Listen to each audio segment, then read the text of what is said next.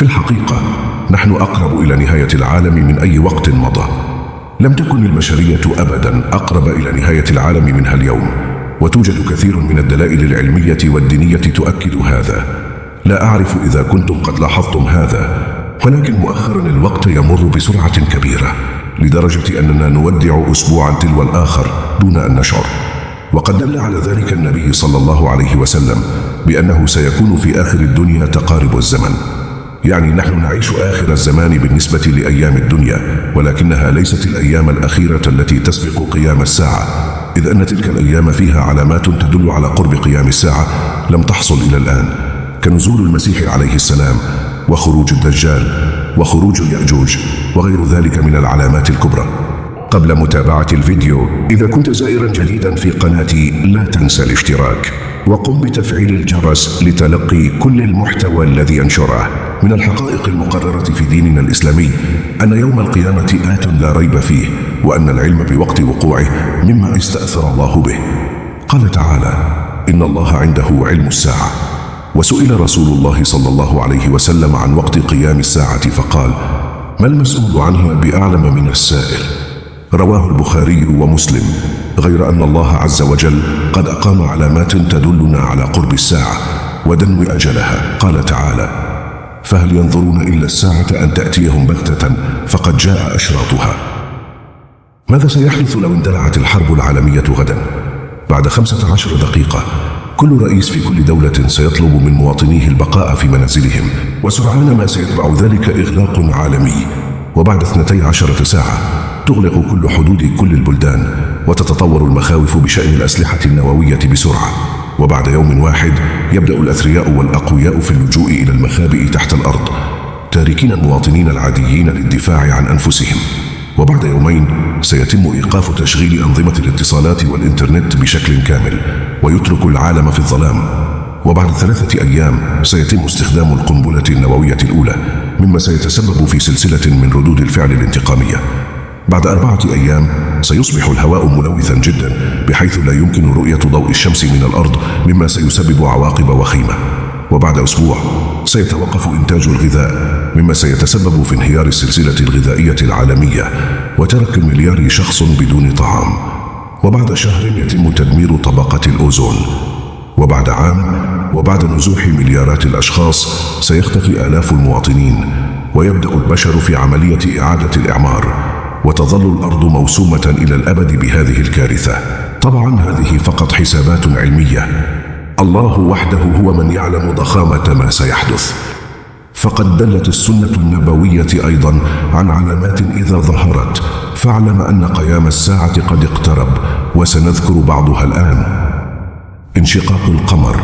يقول الله تعالى: اقتربت الساعة وانشق القمر. وهذا قد حدث في زمان رسول الله صلى الله عليه وسلم. من علامات الساعة الصغرى انشقاق القمر في عهده صلى الله عليه وسلم. ففي الحديث الذي رواه البخاري ومسلم عن ابن مسعود رضي الله عنه قال: انشق القمر على عهد رسول الله صلى الله عليه وسلم فرقتين، فرقة فوق الجبل وفرقة دونه.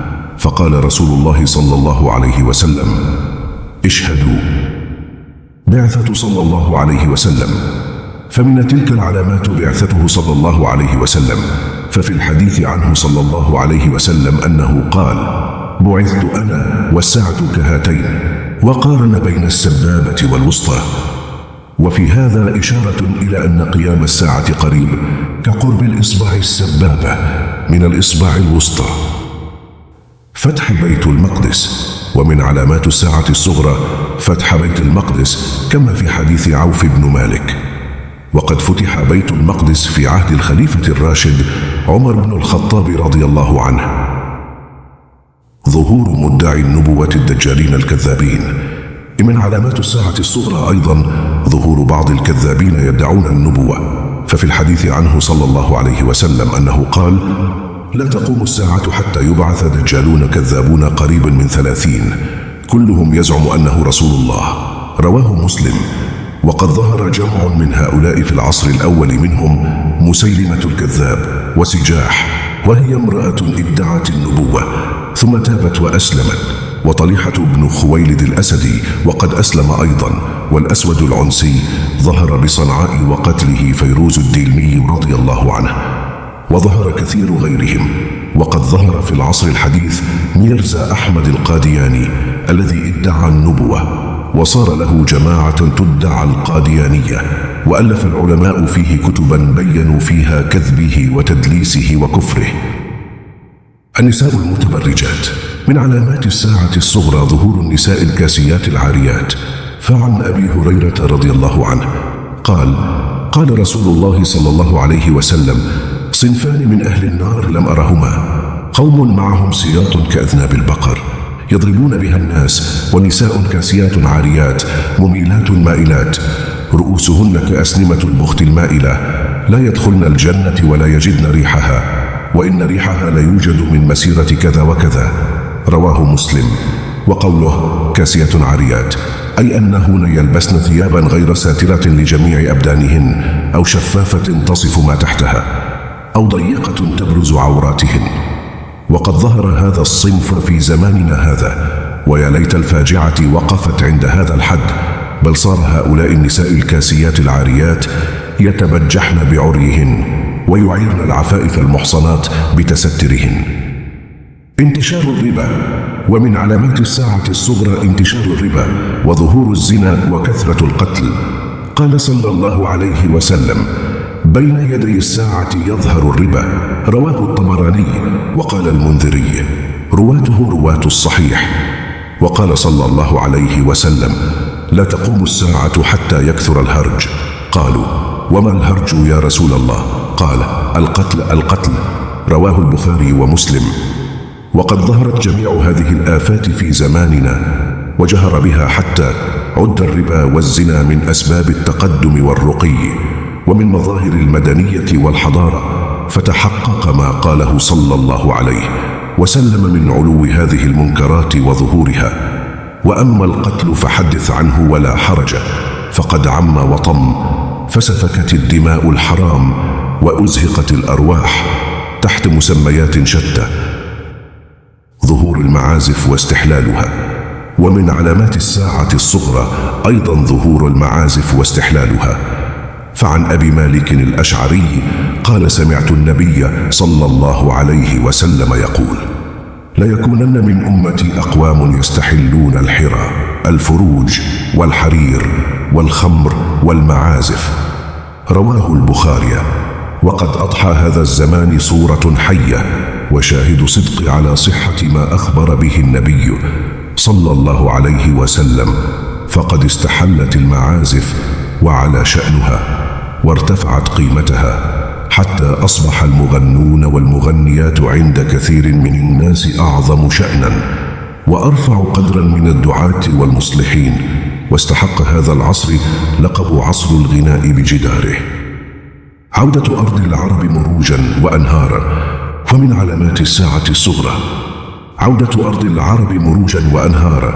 فعن أبي هريرة رضي الله عنه أن رسول الله صلى الله عليه وسلم قال: لا تقوم الساعة حتى تعود أرض العرب مروجا وأنهارا.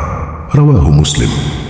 وقد اكتشف العلم الحديث هذه الحقيقة، وأخبر علماء الجيولوجيا بمثل ما أخبر به النبي صلى الله عليه وسلم قبل ما يزيد عن 14 قرنا من الزمان. ارتفاع شأن المفسدين في الأرض. ومن علامات للساعة الصغرى ارتفاع شأن المفسدين في الأرض واستيلائهم على مقاليد الأمور. قال صلى الله عليه وسلم: إنها ستأتي على الناس سنون خداعة، يصدق فيها الكاذب ويكذب فيها الصادق، ويؤتمن فيها الخائن ويخون فيها الأمين، وينطق فيها الرويبضة. قيل: وما الرويبضة؟ قال: السفيه يتكلم في أمر العامة. رواه أحمد.